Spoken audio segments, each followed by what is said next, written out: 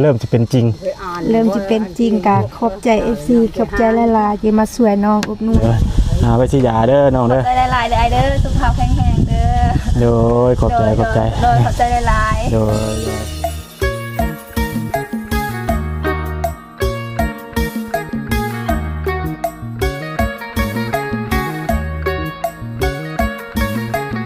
เอาเปิดภาพมาอีกที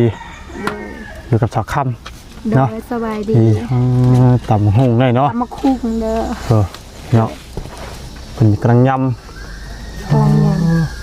ห้องนี่เอาไปใช้นี่ต้นให้ต้นเจ้าของเลยโดยเนาะพี่น้องอยู่ต้นนี่ยังเจ้าของได้ห้องละห้องเราหลายต้นเลยเนาะถ้าเป็นย่ามฤดูฝนนะพี่น้องคือสิงามอยู่พี่น้องเนาะโดยนอกก่อนอื่นครับทักทายสวัสดีและสบายดีเด้อพ่อแม่พี่น้อง14เบิร์ดจิกูจิคนเป็นทางฝั่งไทยฝั่งลาวทางประเทศทางเราก็ยินดีต้อนรับเขาคือซองหน่อยพาเพลินคือเก่าเนาะเอาเมื่อกี้นี่คือจังว่ามีนุ่งเฮิมขามาแจ้งเขาดงเขาดีบ่โดยโอ้แจ้งคดีเรื่องได้นะเรื่องอย่างเนี้ยนี่อย่างเนี้ยเราทำกระเจ้าชิมาพอดนี่เด้ดินนี่เด้มาอย่างนะทมดินนี่แหละกระเจ้าปรับหนาดินโดยปรับหนาดินน่ะเฮาว่าบ่เป็นโดยมาปรับหนาดินเนาะมามื้อใดน่ะกะมื้ออื่นโดยว่าสิมื้อนี้มันบ่ทันเด้ว่าสิเก็บเครื่องจะบ่ทันนั่นน่ะเก็บตัวใดเก็บนี่แหละกระต๊อบนี่หัวโดยกระต๊อบนี่มางบ่นี่น่ะมางออกเลยกะมางออกมาเลยแล้วสิไปอยู่ใช้บัดกะขุดตะนีไปอยู่หั่นย่อไปนี่ย่อไปเฮือนหลังย้ายจากพื้นที่นี้ก่อนโดยย้ายเพราะว่าถ้าว่าบ่ย้ายออกมันก็ปรับหน้าดินบ่ได้เนาะโดยเป็นปรับเบิดเลยว่าแถบนี้แถวนี้โดยคือแบบว่าเพียงบ่เลยเนาะโดยแล้วความรู้สึกดีใจบ่บัดนี้ดีใจบ่โดยดีใจน้องดูดีสบายดีเด้อสบายดีได้ไปตู้ข้างหน้าเด้อเลยเนาะเริ่มมีกำลังใจขึ้นมาเลยเนาะโดยใครจะได้เป็นชิ้นเป็นอันเนาะโดยเคยคิดอยู่ว่าจะได้ตาคิดในหนึ่งก็บริคิดว่าบริพันธ์ว่าจะได้เรียนไหนคิดว่าจะได้แบบเพื่อนหนังใหญ่กระมูเลยเมื่อก่อนคิดอยู่ว่าเมื่อก่อนตอนที่ว่าบ่มีความหวังนะบ่ได้คิดเลยคือจิบบ่ได้คิดว่าชาตินี้ทั้งชาติคือจะอยู่ในกระต๊อบนี่นะติโดยว่าสั้นแหละใจกะเพราะว่าไปหากันเนาะตั้งแต่ว่าลูกน้อยจนใหญ่เนาะยังกลับมาอยู่กระต๊อบคือเก่าโดยเนาะขาเลยบ่ได้คิดบ่ได้พันว่าสิได้แบบนี้หั่นน่ะกะขอบใจหลายๆเนาะโดยก็คงเกิดความพันกับคือว่าในพี่น้องไปหาตั้งแต่ลูกน้อยป้าถิ่มลูกกับแม่เนาะโดยอยู่บ้านลำเป็นตามลำพังโดยที่ว่าตัวเองก็ไปเพื่ออยากได้อยากมีเนาะแต่ก็ไปแล้วก็จุดว่าเบิดคุ้มสามารถเนาะแต่ก็บ่ถอยก็ยังสู่บึกบืนคือเก่าเนาะจนว่าได้มาพบมาพ่อทั้งทีมงานเนาะเขามาถ่ายทำเนาะเพิ่นพี่น้องจะมีการช่วยเหลือขึ้นมาเป็นเบื้องต้นก็คือแรกๆครับเป็นเข่าเนาะที่ว่าเบื้องต้นพี่น้องเลยเข่าสารอาหารแห้งเนาะต่อมาก็เป็นทั้งเพิ่มเนาะมาชื่อเข่าคลองถวยหมอแหกแต่กระโปะเนาะเขามาให้ทยอยจนมาเป็นเสาแล้วก็ตามด้วยไม่เสร็จเป็นบ่ต่อลงท้ายก็คืออันปรับหนาดินความหวังก็เริ่มมา50%แล้วเนาะก็ยังดีแล้วบาทนี่ฮะเนาะก็แสดงความยินดีครับทั้งสาวค่ำในห้างความจริงที่ว่าบ่เคยคิดเคยฝันเนาะก็เริ่มจะเป็นจริงกะขอบใจ FC ขอบใจหลายๆที่มาช่วยน้องอุดหนุนน้องขอบใจหลายๆเด้อเนาะขอบคุณทั้งผู้ใหญ่ใจดีและทีมงานเบิดทุกคนเนาะ ที่ว่าเป็นแรงเสียแรงใจให้ทางครอบครัวของสาวคำไม่ห้าลุงหนึ่งเนาะเพิ่นก็คือว่าได้พี่น้องเลยคำบทคำสิบอกเนาะนอนกระต๊อบพี่น้องเนาะผมว่าคำว่าจนนี่มันบ่มีคำสิบรรยายพี่น้องเลยเนาะบ่มีคำบรรยายได้ว่าจนแบบใดจนบ่มีสินอนหม่องสินอนเนาะพี่น้องเลย จนอีดีว่าท่านซะเนาะอันนี้แหละคือจังว่าคนยากคนจนพี่น้องคนทุกข์คนยากคนที่ได้พึ่งบ่องที่พิงเนาะแต่ว่ายังโชคดีที่ว่าเพิ่นเป็นดินของเพิ่นเองพี่น้องเนาะที่ว่าเขาดีมีส่วนนี่แหละพี่น้องเนาะแต่ก็มีแต่ดินแต่ก็บ่มีเงินมีคำเนาะก็ปลูกสร้างบ่ได้คือเก่าเนาะพี่น้องเลยดินมีหยังก็บ่มีก็คือว่าแหละอยู่อันนี้ก็อยู่กระต๊อบเนาะพี่น้องเลยเพราะว่าเฮาบ่มีงบมีทุนมีหยังสิไปซื้อไม้ซื้อตอกเนาะมันก็ยากพี่น้องเลยเนาะแต่ก็ยังดีส่วนที่ว่ามีดินแต่ว่าบางคนก็บ่มีหม่องอยู่หม่องส้นหม่องเซาก็อาศัยอยู่ดินของชาวบ้านที่ว่าที่เพิ่นใจดีก็มีหลายเนาะแต่ว่าคือทางสาวคำเพิ่นก็มีดีส่วนที่ว่าเพิ่นมีดินของตัวเองเพิ่นเนาะแต่ว่าที่นี่เพิ่นมาขาดผู้นำพี่น้องเลยขาดผู้นำที่ว่าสาวรักเป็นผู้ชายเนาะอันนี้มันก็เลยลำบากเพราะว่าเป็นสาวรักก็เป็นหัวหน้าครอบครัวกับแม่นเพิ่นเนาะสาวคำผู้เดียวพี่น้องเนาะท่านเพิ่นก็บ่ถึงบ่ทีมลูกทีมเต้าเพื่อว่าไปหาเงินนะครับปีละเทื่อมาหาลูกพี่น้องเอ้ยเนาะไปทีนึงเป็นปีจังได๋มาแม่นบ่มาอีกทีก็ว่าลูกจนสิบ่อยากไปนำแม่ผู้ใดพี่น้องเว้ยเพราะว่าเพิ่นขาดความอบอุ่นเนาะเพราะว่ายกตัวอย่างน้องดูดีพี่น้องเพิ่นอยู่แบบว่าเพิ่นบ่ได้ขาดความอบอุ่นเพิ่นก็สิละเลิกเป็นคนละอย่างพี่น้องเพราะว่าเพิ่นอยู่กับแม่มาโดยตลอดโดยที่ว่าบ่ได้ขาดอบอุ่นจากความเป็นพ่อเป็นแม่เนาะแต่นี่เพิ่นขาดความอบอุ่นจากพ่อแม่พ่อคำพร้าพ่อคำพร้าแม่แต่ยังเบิดเนาะแต่ที่มาอยู่กับแม่ตู้ลำเพียงลำพังแม่ก็แม่นอยู่เพิ่นไปหาเงินหาคำเลี้ยงแต่ก็บ่ได้แบบบ่คือที่ว่าเพิ่นอยู่นำเนาะเพิ่นก็สิมีส่วนเป็นเพิ่นจะว่าจะแบบขาดอ้อมอุ่นเฮ็ดให้แบบว่าตัวเองบ่ค่อยอยากปากอยากเว้าเนาะขาดส่วนนี้พี่น้องเลยเพราะว่าเพิ่นอยู่แต่น้ำยายเนาะยายก็คือว่าเนี่ยเราก็เฒ่าเลยพี่น้องเราก็เบิ่งแย่งได้ซำนี้ก็โอ้ยเป็นบุญเนาะเป็นบุญที่ว่าชาวคำเพิ่นยังมีแม่ที่ดีเด้พี่น้องเพิ่นยังมีแม่แล้วก็มีอ้ายเนาะโดยมีอ้ายพึ่งเขาหั่นแหละอาศัยเขาแน่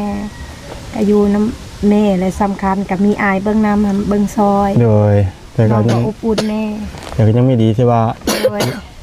แม่แล้วก็เฒ่าเนาะแต่ว่าเราก็ยังบ่ปะบ่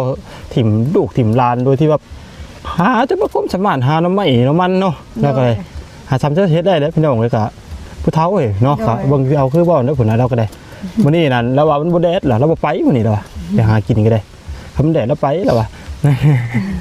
คือตัวเนาะพี่น้องเว้ยบ่ไปแล้วว่าจิมอายเข้ามาอยากอยู่ก่อนเพิ่นก่อนก็สิไปแล้วก็แล้วบ่ไปป้าแล้วขยันนะเราเนาะแต่ว่าสาวค่ำยังดีส่วนนี้แหละพี่น้องถ้าสมมุติว่ามีลูกผัวป้าผัวถิ่มมาอยู่กับแม่แต่แม่บ่เอาใจใส่โดยที่แบบนั้นนี่โอ้ยเนาะนี่สินักกว่านี้อีกเนาะ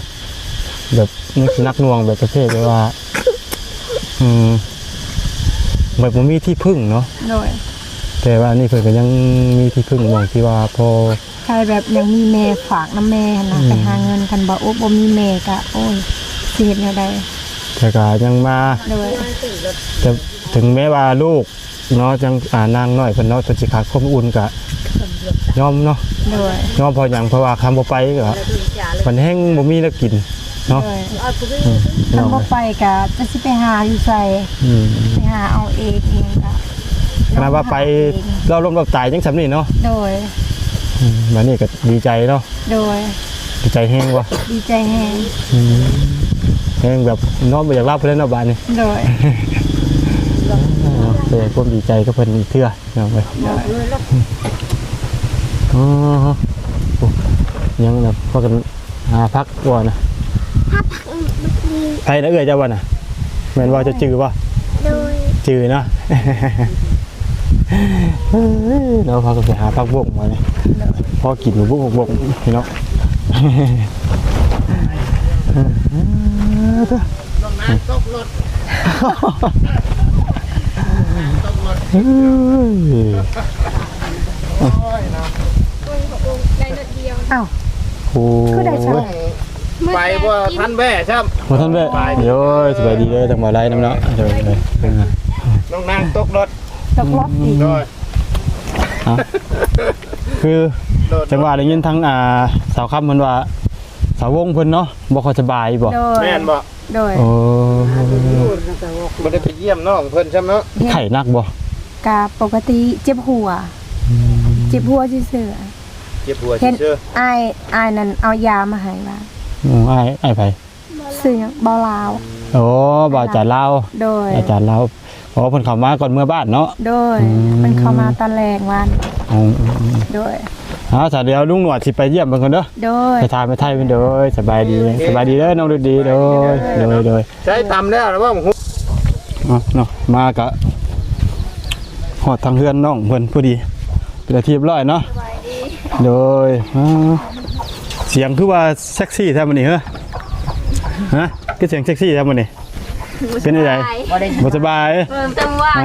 ทั้งนี้แม่เพิ่นเนาะสบายดีเด้อ โดย โดย แบบเกี่ยวกัน เนาะเพิ่นมาเบิ่ง คือจะมันเกี่ยวกัน มาเบิ่งลูกเบิ่งหลานเนาะทั้งนี้กะหลานคิดว่าเป็นไข่บ่ โดย ขออนุญาตเด้อแป๊บนึงนะหมุดบ่นี่นะ เนี่ยรถ นอนหมุดที่พวกเพิ่นเนาะเป็นไข่เด้อ โดย ยินทั้งสาวค่ำเว้าให้ฟังเมื่อกี้นี่ว่าถามว่าสาววงไปไสว่าเราอยู่เฮือนเพิ่นว่านอนเป็นไข่อยู่ว่าซั่นนะไข่เนี่ยนะปุติ เจ็บ อยู่กล้วยก็ดำช่างอยู่อันไทย โอ้ ไม่นี่ใจอยากจะเอาเชือก กินยาแล้วติ โดยกินแล้ว ไปสิมาให้น่ะ บ้าลาวซื้อมาให้ โอ้ว่า เรามาวันนี้ ก่อนเพิ่นเมื่อบ้านเนาะ แม่ได้ซื้อมาให้ ผมมื้อนี้เบิดแล้วว่ายาเพิ่น ยังอยู่ยังอยู่ติ โดยเป็นหวัดนั่นน่ะก็เจ็บหัวแน่ คำลุงหนวดฮู้ว่าเป็นไข่ลุงหนวดก็สิซื้อมาให้แล้วเนาะลุงหนวดบ่ฮู้พี่น้องเอ้ยลุงหนวดก็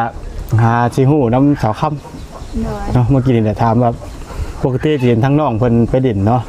มื้อนี้บ่เลยบ่เห็นก็เลยถามหาพี่น้องเลยเนาะ โดย ถามมาว่า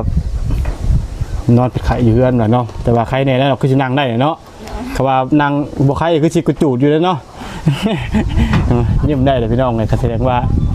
อาจสิไข้ก็ยังบ่แห้งเนาะ โดยยังวินหัวเลยแหละแต่ว่าในทั้งวัดอันนี้บ่ได้ไปหาพวกอายอยู่พุ่นน่ะสาวคำห้องกินหน่อไม้บ่ได้ไปว่าเจ็บหัว อ๋อแต่ว่าบ้านนี่พุ่น โดย พอดีช่วงค่ำๆแล้วทั้งจานเพิ่นเข้ามาแม่นบ่ โดย